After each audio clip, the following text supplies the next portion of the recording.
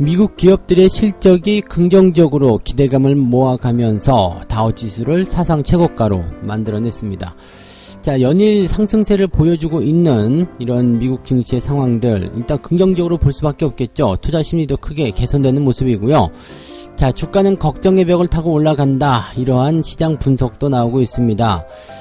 시장의 어떤 상황들, 내용들은 뭐 그다지 긍정적이진 않았다 볼 수 있지만, 일단은 올랐다는 거, 결과론적인 부분에서는 시장이 매우 긍정적인 마무리를 했다라고 볼 수가 있겠습니다. 자, 미국 상황들 자세하게 알아보도록 하겠습니다. 카카오뱅크의 일반 청약이 시작된 첫날 무려 12조 원이 몰렸다고 합니다. 많지 않은 것 같은데 라고 생각할 수 있겠습니다만, 중복 청약이 되지 않기 때문에 지금 일반 청약 첫날에 12조 원, 이 정도라면 상당한 물량일 것으로 생각되고요. 자, 그 다음에 뭐 오늘 마무리 날이잖아요. 그래서 어제와 오늘 청약이 진행되기 때문에 아마도 오늘 추가적으로 자금이 더 많이 모일 것이다 생각하시면 되겠습니다.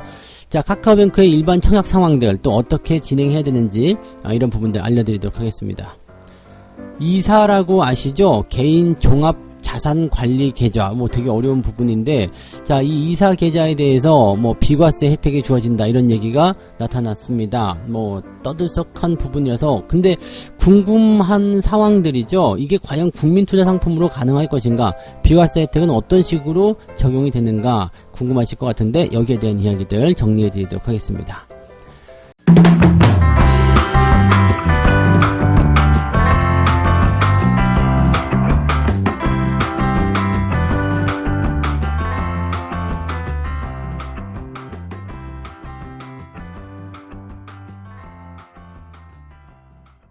네, 반갑습니다. 자, 오늘은 7월 27일 화요일이고요. 네, 오늘도 역시 날씨가 덥습니다. 근데 점점 좀 나아지는 것 같아요. 뭐 태풍이 좀 지나가면서 열돔 현상을 뭐 해체할 것이다, 이런 얘기도 나오고 있고요.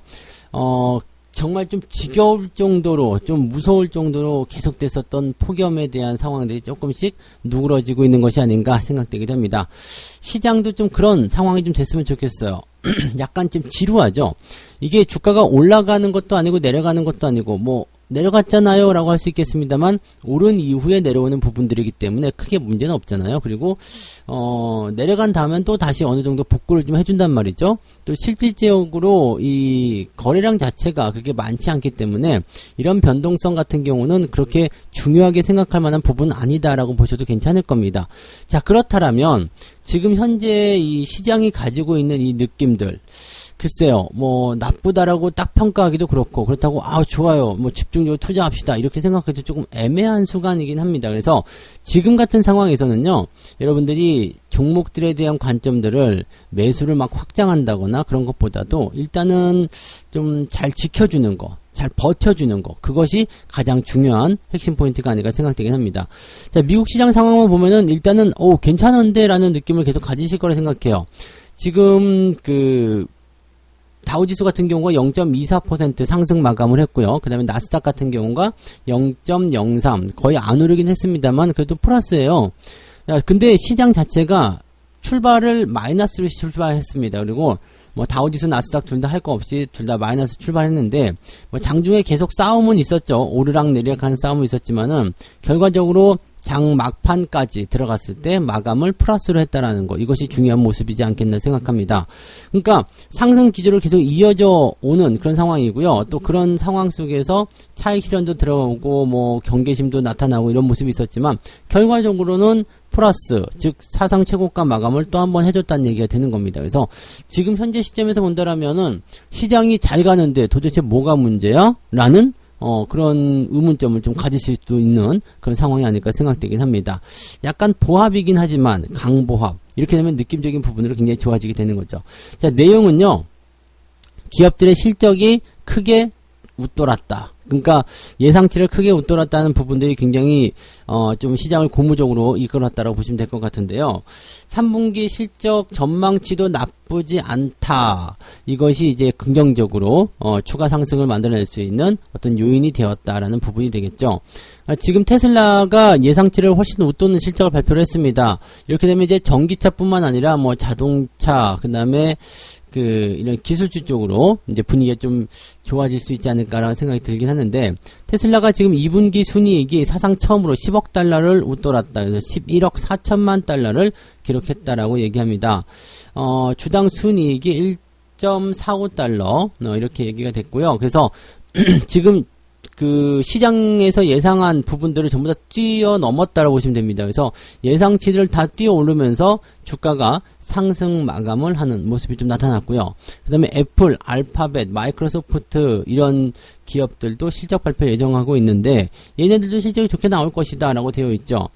지금 팩트셋이라는 곳의 자료에 따르면 S&P 500 지수에 상장된 기업 중에서 실적을 발표한 기업 중 약 88%가 예상치를 웃돌았다. 이거는 뭐냐면 다 어닝 서프라이즈예요. 예상치보다 높게 나오면 어닝 서프라이즈거든요. 그래서 어닝 서프라이즈가 나온 기업들이 대체적으로 88%다라는 이야기죠. 어마어마한 부분이 될 것 같습니다. 그래서 이게 2008년도 자료 집계를 시작한 이후에 가장 높은 그런 비율이 될 전망이다 라고 얘기가 나오고 있고요. 더 중요한 거, 2분기에 실적이 좋게 나왔는데 3분기 실적 전망도 그렇게 나쁘지 않아. 이렇게 된다면 어떻게 될까요? 경기 회복의 속도라든지 기업들의 실적 증가 속도가 빨라짐에 따라서 주가는 더 많이 올라갈 것이다 라는 전망이 될 수가 있겠죠. 물론 이렇게 계속 올라가게 되면 언젠가는 고평가 논란에 시달리게 됩니다. 그렇지만 정부에서 계속적으로 지원을 해주게 되고, 그 다음에 양적 완화라든지 이런 것들을 쑤셔넣게 된다면은 시장이 와이낫이 되는 거죠. 왜 우리가 못 올라가야 되는데 돈이 들어오는데, 이런 아주 기본적인 논리에 부딪힐 수밖에 없는 상황이 된다는 얘기 생각하시면 되겠습니다. 기본적으로 기업들의 실적 증가하게 된다면 주가는 상승할 수밖에 없겠다. 아직 기업들의 실적이 계속 증가하는 상황이 벌어진다면 기업의 주가가 따라 올라가지 않는 이상은 저평가 국면이 커지기 때문이겠죠. 이런 상태에서는 주가가 내려가기 어렵습니다. 그래서 기업들의 실적과 경기 호조에 대한 부분, 경기 부양에 대한 부분이 계속해서 파고 들어오게 된다면 시장은 긍정적으로 계속 보시는 것이 맞다라고 생각하셔야 되겠죠. 네. 자, 여기에 대해서 이제 시장 분석가들이 이렇게 얘기를 합니다. 걱정의 병을 타고 올라간다. 네, 걱정의 병을 타고 올라간다. 지금 미국 주식이 걱정의 병을 타고 올라가면서 역대 최고치를 경신할 정도로 회복세를 계속 유지하고 있다. 실적 시즌이 인상적인 모습을 보였고, 또 저가 매수의 심리가 유지되고 있기 때문에 지금 코로나와 관련된 어떤 부분들을 전부 다 상쇄시키고 있다. 오히려 그것을 뛰어넘고 있다. 이런 식의 분석이 나오고 있고요. 연준 같은 경우는 지금 FOMC 회의를 진행할 때 테이퍼링에 대한 좀 더 구체적인 논의에 착수할 것으로 예상되고 있다. 이런 얘기도 있고요. 그 다음에 경제지표들은 이제 주택지표가 발표됐는데, 주택 지표에 대한 내용들은 조금 다운돼서 나타났어요. 그렇지만 오히려 과열된 주택시장을 진정시켜주고 있다. 이런 식으로 분석이 되기도 하거든요.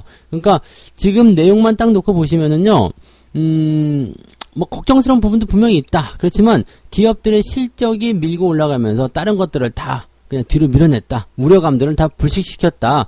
성장에 대한 부분들이 중요한 거 아니겠느냐. 이런 부분들이죠. 그러니까 지금 성장이 약간 고점에 들어서서 너무 많이 올라왔다. 이런 어떤 부담감들을 가지고 있는 상황인데 이런 것들을 다 밀어내버렸다. 어닝 서프라이즈인데 뭘 걱정을 하고 있냐. 이런 식의 얘기가 나타나고 있다고 보시면 되겠죠. 그러니까 미국 시장에 대한 관점은요. 일단 재료가 복합적으로 나타나서 시장을 막 폭발적으로 터트린다기보다도 그냥 꾸준하게 상승 흐름 유지하고 있고, 지금 자리에서 시장이 내려갈 만한 이유를 찾지 못하고 있다고 보시면 됩니다. 그러니까 매도라기보다도 그냥 계속해서 매수를 받아준다거나 아니면은 들고 가는 입장이 되는 거죠.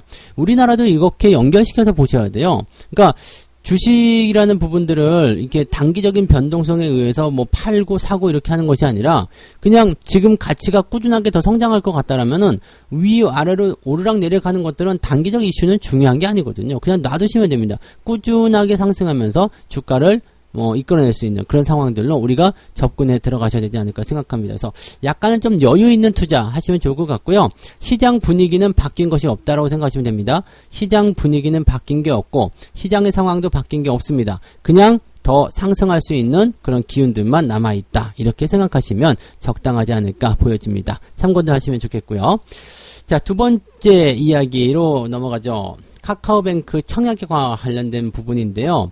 자, 이게 저는 예전에 대학 입시 같은 그런 느낌이 자꾸 들어요. 왜냐면은 이게 중복 청약이 됐을 때는 그냥 아무데나 막 넣고 돈 되는 대로 막 집어넣어서 많이 받으면 된다 이건 거였는데, 지금은 이제 그 일반 청약에 대한 부분이 중복 청약이 금지가 됐잖아요. 중복 청약이 금지가 되면서 이게 굉장히 좀 눈치 싸움이 돼버렸어요. 지금 카카오뱅크가 공모가 된 내용들 살펴보게 되면 공모 가격이 39,000원, 네, 최상단 밴드에 딱 찍히게 되면서 아주 그냥 이슈화 됐죠. 그리고 지금 그 기관 쪽, 수요 예측 쪽에서 본다라면 어마어마한 그런 상황들이 진행이 좀 됐었습니다. 그래서 뭐 2,600조인가요? 2,700조인가요? 아무튼 어마하게 많은 돈들이 몰려들었다. 이것도 굉장히 이슈화됐던 부분이죠. 그러니까 일반 청약에 대한 부분들이 굉장히 이슈화될 수밖에 없었던 내용 중에 하나인데, 일반 청약에 대한 주식수가 1,600만 주 정도가 배정이 되어 있습니다. 각 증권사마다 물량이 좀 달라요. KB 쪽이 가장 많은 것 같아요. 800만 주 정도가 있는 걸로 알고 있고요. 점점 줄어들겠죠. 자, 그런데 지금 첫날 경쟁률이 37.8대 1, 즉 38대 1이다라고 보시면 되겠고요. 첫날 들어온 증거금이 12조 원이다. 이렇게 보시면 됩니다. 굉장히 많이 몰린 거죠. 왜냐면은, 기관들도 2,700조나 집어넣었는데, 우리도 사야지, 카카오뱅크 일단은 따상이 될 수 있다. 뭐 이런 기대감이 큰 것 같아요. 지금 카카오뱅크가 장외 시장에서 8만원대 거래가 되고 있을 겁니다. 8만원대 거래가 되고 있는데, 이게 지금 39,000원대에서 따상이 되면 10만원이 넘어가요. 그러니까 8만원도 싸다. 이런 식으로 생각하면서 장외 시장에서 막 매수를 하는 그런 사람들이 많이 생겨나고 있다는 얘기가 되는 거죠.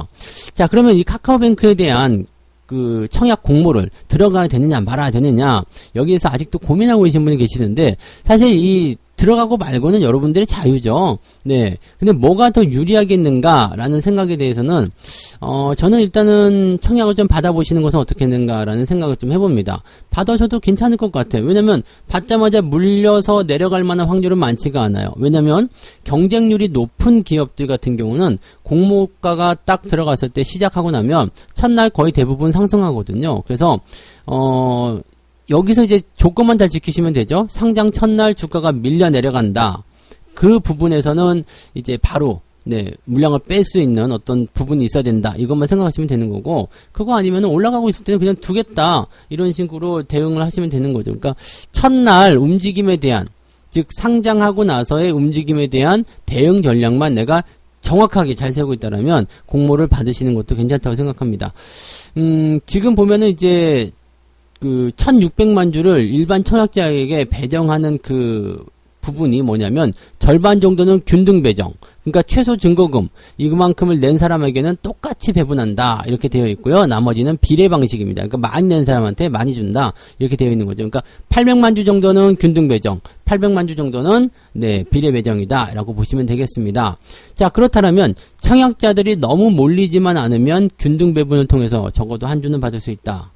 그 다음에 비례 배정 같은 경우는 자금력이 많은, 돈이 많은 사람들 같은 경우는 물량을 많이 주는 KB 같은데 가셔가지고 돈을 좀 많이 밀어놓으면은 넌 당신은 많이 넣네요. 그러면서 더 많이 줄 수 있는 상황이 될 수 있다는 얘기가 되는 거죠.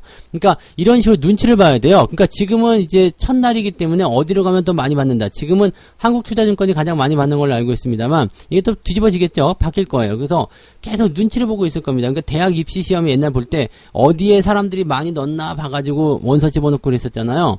그 옛날 학력고사 때 뭐 그런 것들 아니에요? 그러니까 그런 부분들을 생각하게 되면 지금이 약간 그것과 비슷한 느낌이라는 이야기죠. 어디에 사람들이 많이 안 몰리나, 어디에 물량이 많이 남았나, 그거 보면서 사람들이 청약을 준비하고 있다는 얘기입니다. 중복 청약이 안 되기 때문에 한 번만 넣어야 되니까, 자, 이 부분들이 굉장히 눈치 싸움이 되고 있는 모습이고요.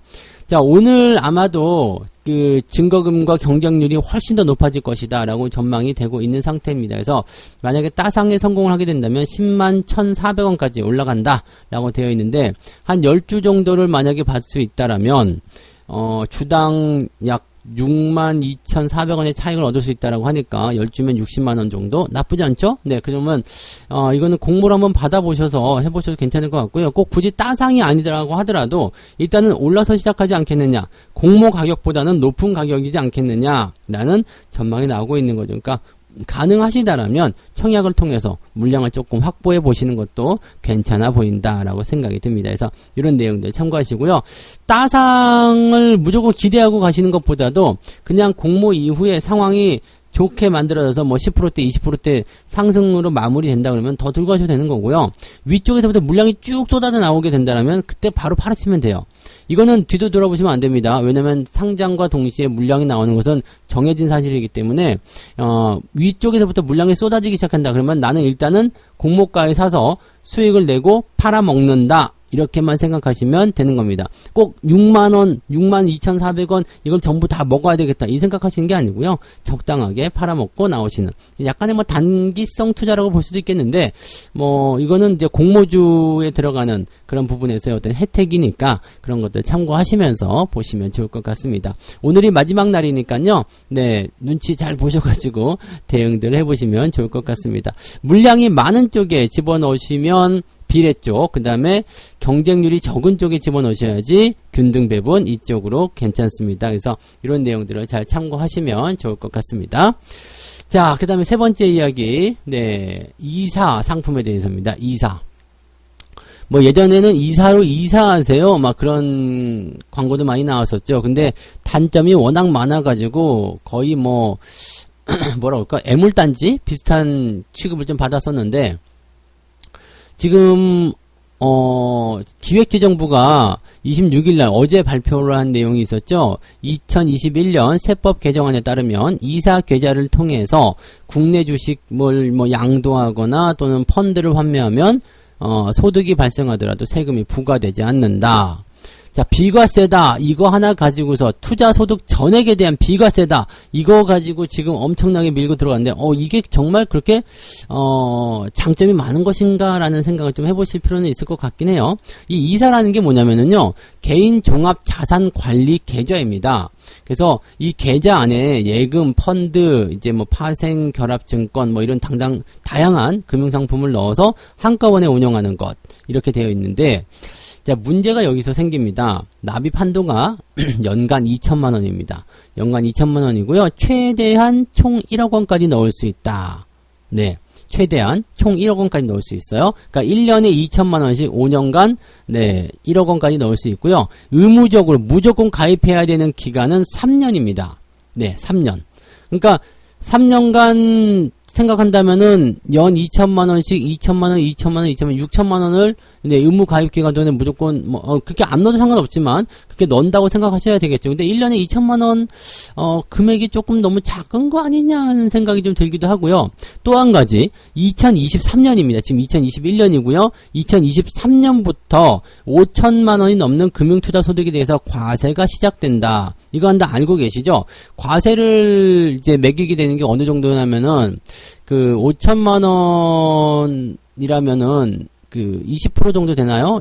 그 소득세율이 20% 정도 내야 되고요. 그다음에 3억 원이 초과하게 되면 25% 세율을 적용시킨다고 그랬습니다. 그래서 만약에 내가 1억 원의 투자 소득을 올렸다. 그러면 기본 공제 5천만 원을 빼고 나머지 5천만 원에 대해서 20%의 세금이 부과돼서 1,000만 원 내야 된다. 이렇게 되어 있습니다. 그러니까 1억 원의 투자 소득을 올렸다라면 1,000만 원의 세금을 내야 한다라는 건데 이사를 통하면 세금은 빵원이다. 뭐 이런 얘기겠죠. 그러니까 어떻게 보면은 비과세니까 뭐 그 소득이 뭐 1억 원이 아니 2억 원 나고 3억 원 나도 소득이 뭐 아무리 발생해도 뭐 이렇게 세금이 발생하지 않습니다. 이걸 장점으로 내세웠단 말이에요.